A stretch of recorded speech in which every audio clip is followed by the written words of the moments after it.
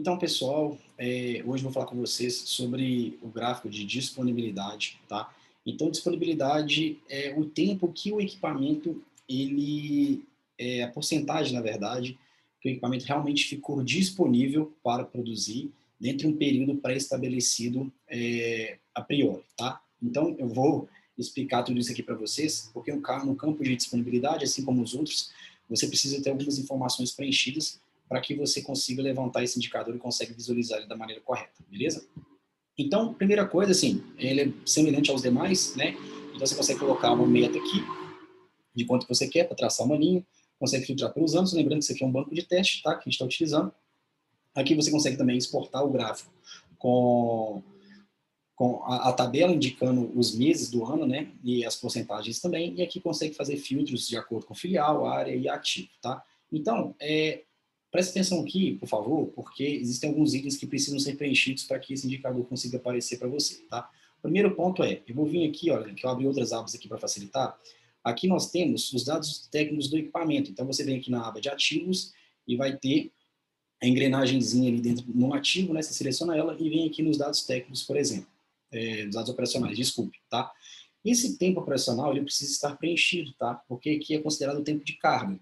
Então você precisa colocar a horas média ali que o equipamento trabalha, né, por dia, e quantos dias por semana ela trabalha. Por quê? Fazendo essa multiplicação ali, de acordo com o número de dias úteis que a gente tem também, nós vamos ter ali o tempo de carga, né? Que é o tempo que o equipamento deveria estar disponível para poder produzir, tá? Então, a primeira informação importante é essa aqui. Se você não colocar aqui, por exemplo, como aqui está 00, né? Então, eu não consigo, não vai aparecer, por mais que eu indique a indisponibilidade da máquina, como vou mostrar mais para frente, eu indico isso na ordem de serviço, não vai medir porque eu não tenho tempo de carga para poder fazer a conta, beleza? Então, o primeiro campo é esse, e o segundo que eu preciso é dentro da OS, nós temos aqui a aba controle, então eu vim aqui, eu vim, por exemplo, em ordem de serviço, selecionei a OS, dentro da OS eu vim na aba controle, e aqui, só para mostrar para vocês, aqui eu tenho, nessa OS aqui, o apontamento do funcionário, tá, que executou essa atividade, beleza?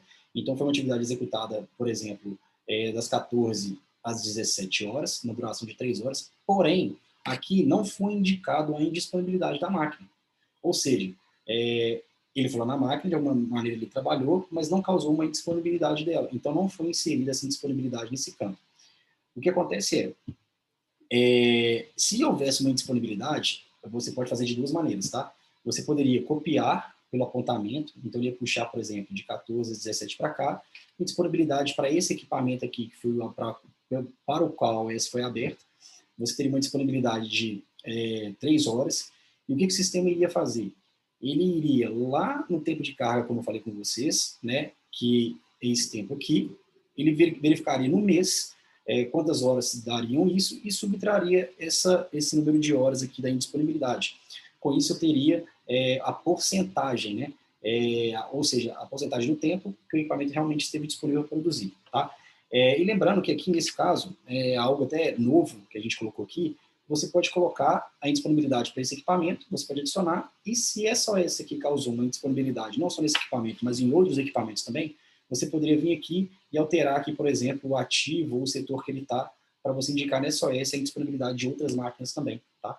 Com isso, você também já preencheria as informações para a indisponibilidade das outras máquinas. Né? Pensem numa linha de produção. Né?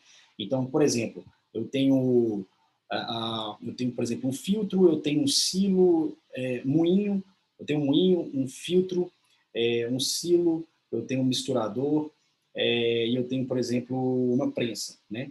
Então, assim, isso é uma linha de produção. Se, por exemplo, a prensa parou, eu parei todos os equipamentos para trás, entendeu? Então, se você mede a disponibilidade de todos os equipamentos, pode ser que, depende de como você medir, você queira indicar a disponibilidade dos equipamentos para trás também, porque a máquina foi parada por causa de um outro equipamento.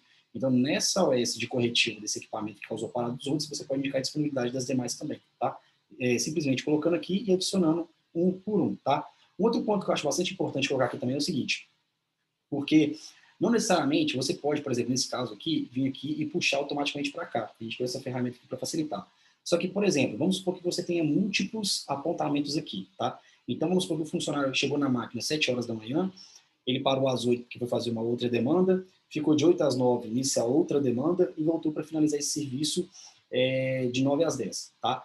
Então, se você verificar, efetivamente, em 3 horas, ele trabalhou 2 horas nessa máquina só, tá? 2 horas só. Se você copiar esse pelo apontamento em disponibilidade, ele vai puxar essas 2 horas e trazer para cá.